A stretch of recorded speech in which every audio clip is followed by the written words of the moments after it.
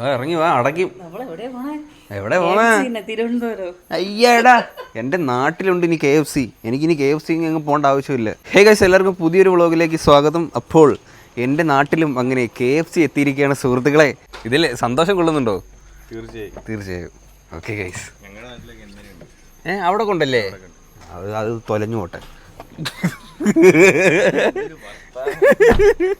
അങ്ങനെ നമ്മുടെ നാട്ടിൽ KFC എത്തി.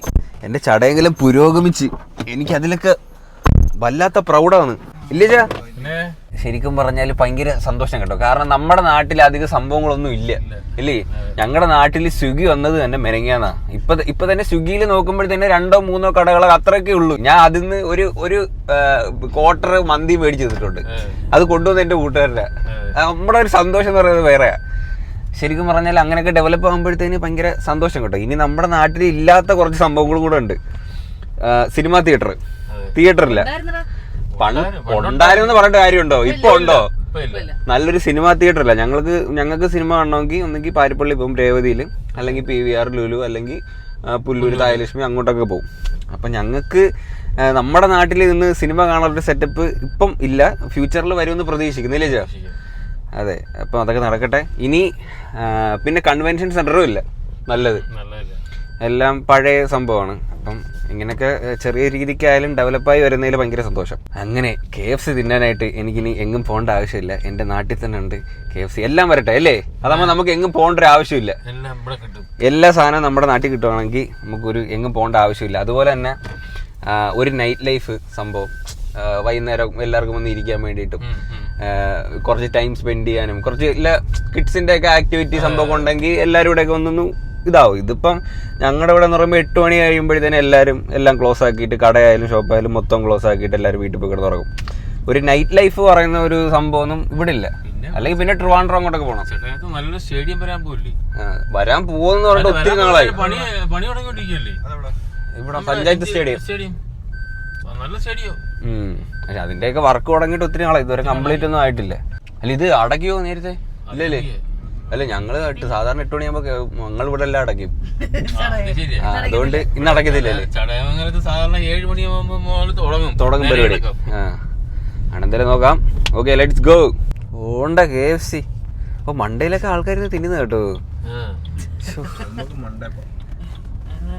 ഇത് ഇവിടുത്തെ KCB. നമുക്ക് ഇവിടെ ഇപ്പം KCB ഉണ്ട്, KSF ഉണ്ട്, KFC ഉണ്ട്. ഇനി എന്തോ വേണം? ഞങ്ങള് സെറ്റാ, എല്ലാത്തിലും K ഉണ്ട്.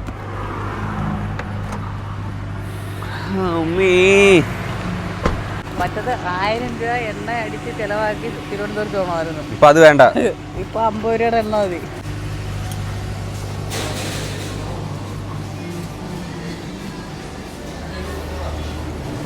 ഓർഡർ ചെയ്യാൻ വേണ്ടിട്ട് ടച്ച് സ്ക്രീൻ വെച്ചാ. അപ്പോൾ ഗൈസ്, നമ്മൾ ഓർഡർ ചെയ്തിട്ടുണ്ട് ഫുഡ്. നമ്മൾ എന്തിനാ പറഞ്ഞത്? What we are ordered 13 piece. 13 piece. What ഇത് ബ്രോസ്റ്റഡ് പീസ്. അതെ, എല്ലാം കൂടെ മിക്സ് ആണ്. 14 പീസുണ്ട്. ഓർഡർ ചെയ്യാൻ വേണ്ടിയിട്ട് പ്രത്യേക സെറ്റപ്പ് ഒക്കെ കേട്ടോ. ടച്ച് സ്ക്രീനിലാണ് നമ്മൾ ഓർഡർ ചെയ്യേണ്ടത്. പക്ഷെ അവിടെ ഇങ്ങനെയൊന്നുമില്ല, തിരുവനന്തപുരത്ത് ഇങ്ങനെയല്ലല്ലേ? നമ്മൾ പോയി പറയണം. അവിടത്തേനെ കാട്ടി നമ്മൾ അഡ്വാൻസ് ആയത്. ചടയമംഗലം എന്ന് പറയുമ്പോൾ അത്ര നമുക്ക് ടച്ച് സ്ക്രീൻ കിട്ടി.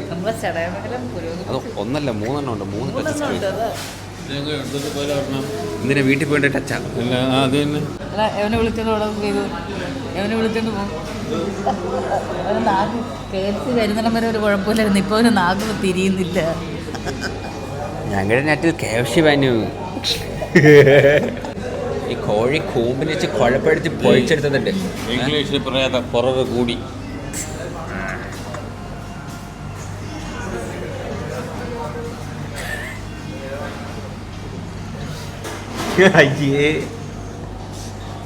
അതെ, ഞാൻ സൈഡിൽ ഇപ്പൊ ഒരു ഫോട്ടോ എടുക്കാം. ആ എക്സ്പ്രഷന് പറ്റിയത്.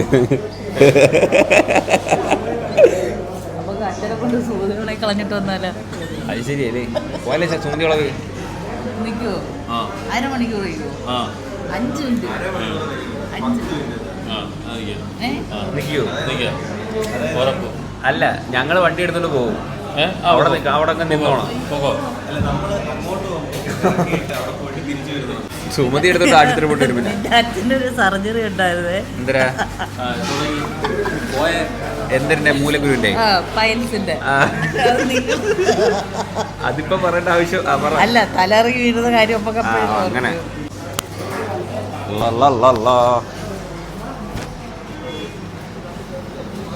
ഓക്കേ,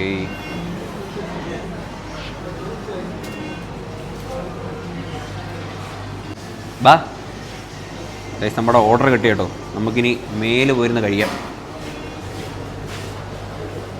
തമ്മിൽ ആജാ, ഇത് ഇന്ന് തന്നെ തറയിൽ പോവും. പക്ഷെ ഇതിവർ കൊണ്ടു തരില്ല അല്ലേ, നമ്മൾ തന്നെ എടുത്തുകൊണ്ട് പോകണം.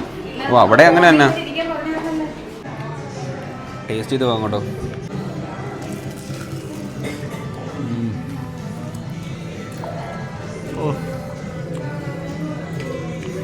നമ്മുടെ നാട്ടിലെ KFC. ഞാൻ ചടയം തിരുന്ന അച്ഛൻ KFC കഴിക്കുന്ന അത് ഇത്ര പ്രൗഡ്. എല്ലായിടത്തെക്കാട്ടി ഭയങ്കര ടേസ്റ്റ് അവിടെ.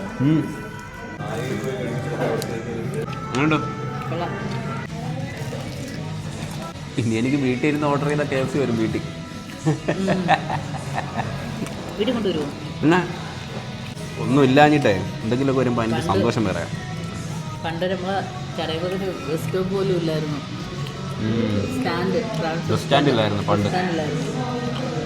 ഇവിടെ നിർത്തത്തില്ല, ഡ്രൈവറിനും കൂടെ തോന്നണം നിർത്തണമെങ്കിൽ. ദൂരെ നിന്ന് വരുമ്പോഴേ. ഞങ്ങൾക്കിപ്പം സ്വന്തമായിട്ട് KSRTC സ്റ്റാൻഡുണ്ട്. KSRTCൻ്റെ പെട്രോൾ പമ്പ് ഉണ്ട്. ചടയങ്ങളും ഡിപ്പോന്ന് എത്ര ബസ് ഉണ്ട് ഇപ്പോൾ? RT ഓഫീസുണ്ട് ഞങ്ങൾക്ക്. ചെറിയൊരു സ്ഥലം ഇത്രയും ആവുന്നത് ഭയങ്കര. കോടതി ഉണ്ടല്ലേ? കോടതി ഇവിടെ ഡെവലപ്പ് ആവുന്നുണ്ട്, നല്ല രീതിക്ക് ഡെവലപ്പ് ആവുന്നുണ്ട്. എനിക്കൊന്നൊരു 6-7 വർഷം കൂടെ കഴിയുമ്പോൾ ഇതിൽ നോക്കും നല്ല ഇതാവും. അങ്ങനെ പുച്ഛിക്കണ്ട, ഇപ്പം 8 മണി 9 മണി കഴിഞ്ഞു കേട്ടോ. ഓ, മതിയല്ലോ. അതിൽ ടേസ്റ്റ് ഒന്നും ഇല്ല കേട്ടോ, അത് വേറെ കാര്യം. ചിക്കൻ്റെ വിങ്സാണ് കേട്ടോ, വേറെ ഫ്ലേവറോ. ഞാൻ സഹായിക്കണോ? ഞാൻ ഷേവ് ചെയ്ത് തരാം അച്ഛാ, എനിക്കറിയാം. ആ തലേ മണ്ട ഇങ്ങോട്ട് ഇടും, ഞാൻ മൊത്തത്തിൽ വടിച്ച് ഇറക്കും ഞാൻ ഇന്ന്. അച്ഛൻ ഇപ്പൊ വരുന്നതെല്ലാം നരച്ചല്ലേ വരുന്നത്? അത് ഈ വയസ്സായോണ്ടാണ്. ആ,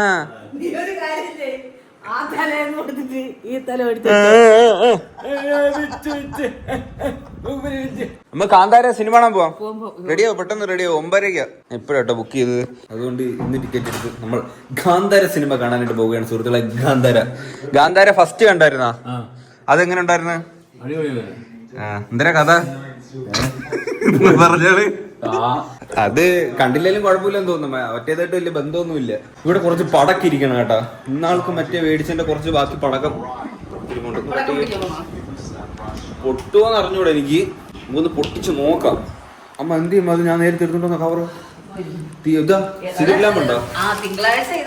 എന്തിനാണ്? ദീപാവലി. ആ, തിങ്കളാഴ്ച ദീപാവലി അല്ലേ? പ്രാവശ്യത്തെ ദീപാവലി നമ്മൾ പൊളകി കത്തിക്കും. ഞാൻ വീട് ഞാനാ പൊട്ടിക്കുന്ന ആള്. അപ്പൊ ഞാൻ ഇയാള് കാണും.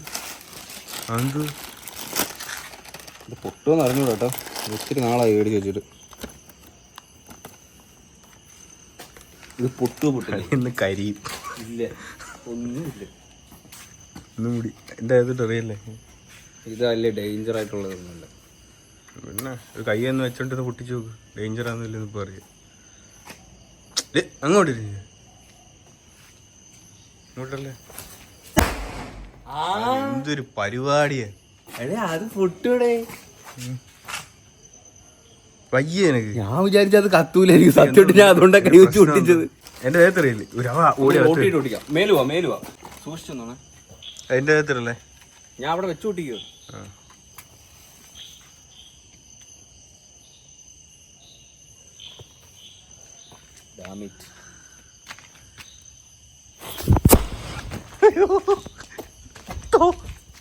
എനിക്കിന്റെ മണം ഭയങ്കര ഇഷ്ടം.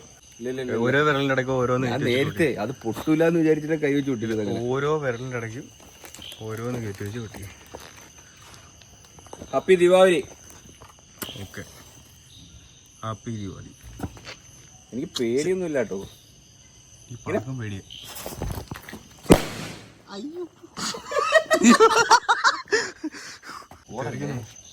ഷർട്ടിനകത്ത് വന്നിരിക്കും കേട്ടോ. ഈ തീരും ഞാൻ